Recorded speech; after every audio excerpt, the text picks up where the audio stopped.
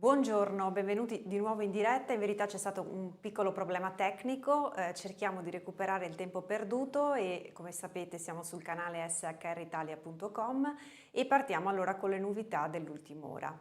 La prima novità riguarda la circolare della cassa, che attiene alla cassa integrazione emanata dall'INPS il 7 dicembre ed è la numero 139. In questa circolare vengono illustrate le novità apportate dai decreti ristori all'impianto regolatorio in materia di misure di sostegno al reddito connesse ovviamente alla sospensione o riduzione dell'attività per l'emergenza epidemiologica Covid-19. Abbiamo pensato di dedicare oggi pomeriggio un seminario ad hoc sul tema. Ci sarà Valentina Fabruzzo dalle 15 alle 16 che appunto illustrerà nel dettaglio tutti i chiarimenti che sono stati forniti dall'INPS. Ma vediamone comunque alcuni. 1. I datori di lavoro che possono chiedere le nuove 6 settimane quali sono?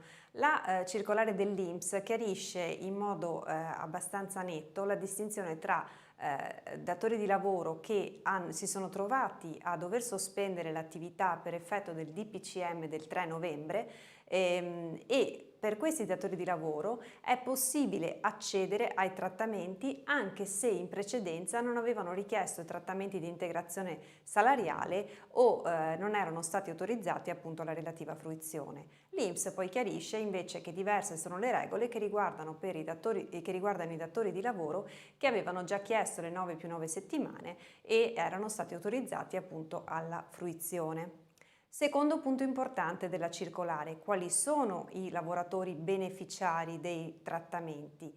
I lavoratori a cui si rivolgono le tutele, quelle previste dal DL 137 del 2020, quindi stiamo parlando ovviamente delle 6 settimane, trovano applicazione ai lavoratori che risultino alle dipendenze dei datori di lavoro alla data del 9 novembre 2020, cioè la data di entrata in vigore del decreto legge 149 del 2020. In relazione a quanto successivamente previsto poi dall'articolo 13 del DL 157 del 2020, si chiarisce che questi strumenti, quindi le 6 settimane, potranno interessare i lavoratori che risultino alle dipendenze dei datori di lavoro sempre alla data del 9 novembre 2020, purché la trasmissione delle istanze di ammissione ai relativi trattamenti avvenga nel rispetto della disciplina in materia di termini decadenziali.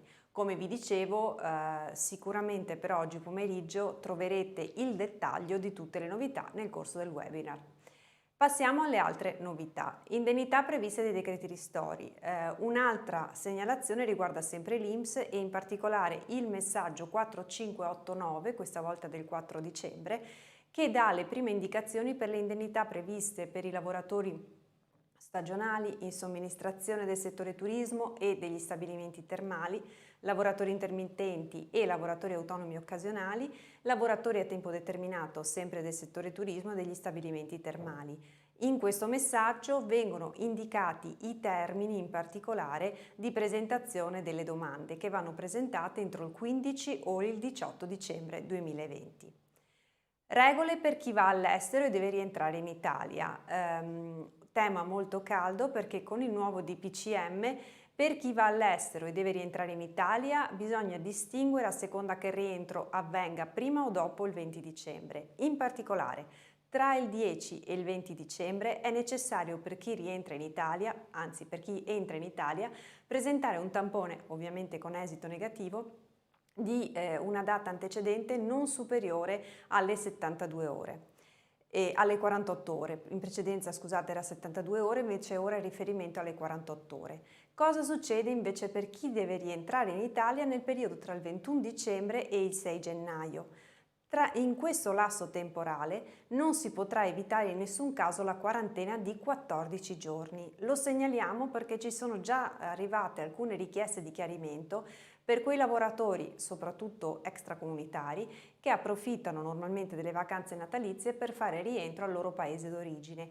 In questo caso il tema che si pone è che se il rientro avviene entro il 6 gennaio comunque va calcolato un periodo di quarantena di 14 giorni.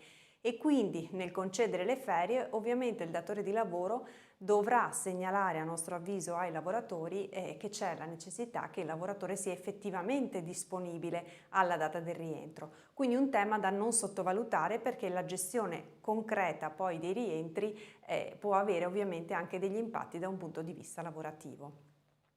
La coperta corta dei ristori, molte le polemiche, perché molte sono le categorie che si stanno lamentando per il fatto di non essere stati inclusi appunto tra i soggetti beneficiari dei vari indennizi previsti dal governo, professionisti con casse private, commercianti che non avevano ricevuto aiuti in primavera, ma anche le grandi aziende che per effetto della regola del de minimis potrebbero trovarsi appunto un po' a corto di aiuti. Pare comunque chiaro un dato, cioè che la massa dei sostegni messi a disposizione dal governo non sarà sufficiente a ristorare effettivamente tutte le perdite di diversi settori. Altra segnalazione riguarda il Recovery Fund, di cui sentiamo tantissimo parlare. È stato infatti presentato al Consiglio dei Ministri la bozza del documento sul Piano Nazionale di Ripresa e Resilienza, così si chiama, è articolata in 6 punti e 3 le parole chiave che sono state scelte dal governo per descriverlo. Gli impegni del futuro sono il green, healthy e smart. 6 le missioni principali, poi le vedremo, che dovranno essere seguiti da 6 super manager che sotto la guida del governo dovranno in particolare verificare ovviamente il loro corretto svolgimento. Se avete piacere potete richiedere la bozza del documento al nostro sito emergenza@spolverato.com. Come vi dicevo, sono 6 i settori di intervento, il piano è previsto per un ammontare consistente, cioè 196 miliardi, e riguardano la digitalizzazione, innovazione e cultura, la rivoluzione verde e la transizione ecologica, le infrastrutture per una mobilità sostenibile, istruzione e ricerca, parità di genere e infine salute. Una grande occasione, si è detto, per cambiare il nostro paese e speriamo sia ovviamente un'occasione da non sprecare. Infine, Fondo Nuove Competenze, sono stati approvati i primi progetti, riguardano grandissime aziende del settore telefonia, cioè TIM e Vodafone, che si sono visti approvati progetti appunto del fondo gestito dall'ANPAL e che riguardano in particolare le competenze digitali di base e il reskilling. Quindi le 2 grandi aree su cui queste aziende hanno deciso di intervenire sono le aree, diciamole così, del digitale e della capacità di aumentare le proprie appunto attitudini lavorative. Vi ricordo poi gli webinar della settimana. Di quello di oggi vi ho già detto, dalle 15 alle 16 sul tema degli ammortizzatori sociali, mentre domani vi ricordo l'appuntamento con Gianluca Spolverato gratuito nell'ambito del progetto React ITA 2021. Si parlerà in particolare dell'assessment delle aziende e di come passare poi dall'analisi aziendale al piano di lavoro da mettere in campo. Passiamo quindi alla seconda parte, domande e risposte.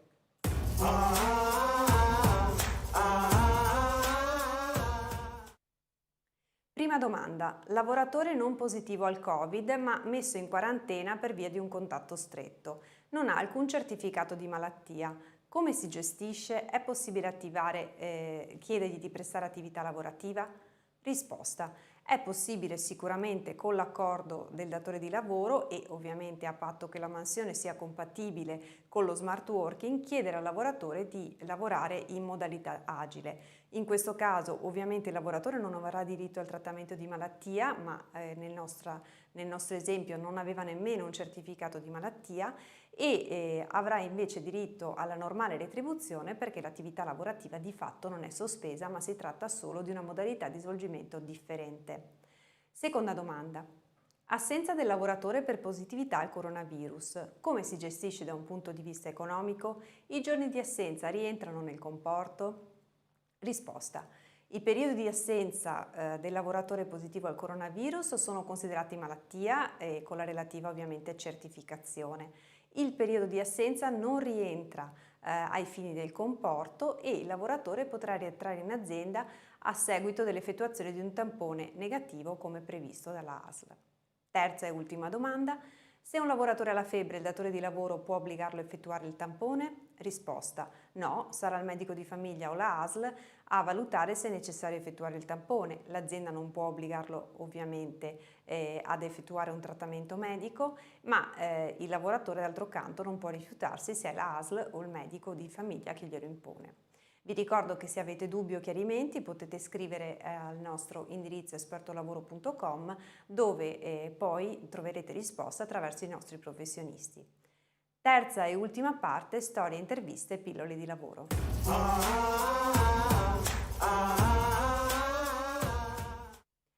Una notizia sicuramente positiva in questo periodo non proprio facile e viene da Torino.